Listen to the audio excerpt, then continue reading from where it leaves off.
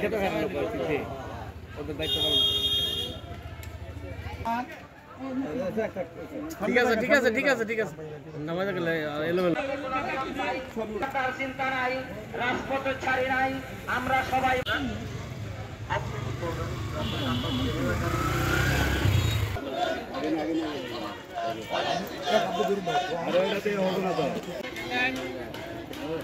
সোজা করে ধরেন এটাকে একটু হালকা বাচ্চা করেন হ্যাঁ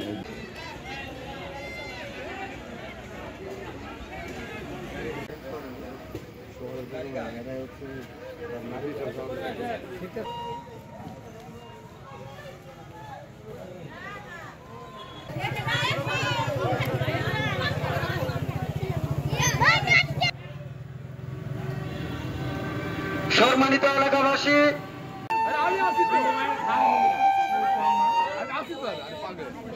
আমাদের ইসলামপুরে উন্নয়ন আসতে পারে না এই সংসদে পাঠিয়ে দিব এস এম আব্দুল হালিম সাহেব যদি আপনাদের ফুটে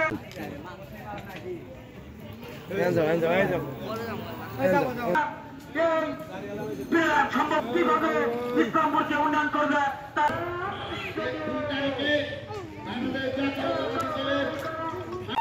শহীদ জিয়া অমর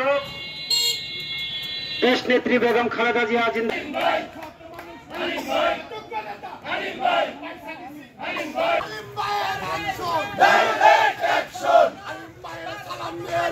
আমরা আছি হালিম সাহেবের রাজনীতি হালিম সাহেবকে চূড়ান্ত মনোনয়নের জন্য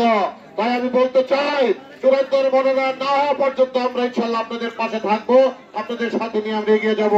আমি একটি কথাই বলতে চাই আমাদের আজকে যে তালিকা এসেছে বিভিন্ন পত্র পত্রিকায় ইলেকট্রনিক্স মিডিয়ায় সেখানে জামালপুর 2 আসনটি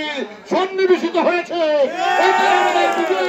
বিজয়ের দ্বার প্রান্তে আমরা গিয়েছি এখানে মানববন্ধন করেছি আমরা তারিখ কাছে আবেদন হালিম সাহেবকে নমিনেশন দেওয়ার জন্য আমরা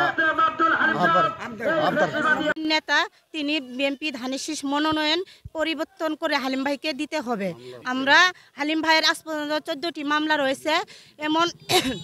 কোনো বাবু ভাই বলেছে তিনি নাকি অনেক রাজনীতি করেছেন তার কোনো একটা মামলাও নেই কিন্তু আমাদের হালিম ভাইয়ের নামে 14টি মামলা এখনও রয়েছে তাই আমরা মহিলা নেত্রীরা এবং জনগণেরা রাজপথে দিনের পর দিন মানববন্ধন করছি অনশন করছি এবং মশাল মিছিলও করব আমাদেরকে দাবি মনোনয়ন দিতে হবে বাবু থেকে পরিবর্তন করে হালিম ভাইকে মনোনয়ন দিতে হবে সেই জন্য আমরা এই রাজপথে নেমেছি উনি একজন সৎ লোক যোগ্যতা সম্পন্ন লোক আমরা চাই উনি যেন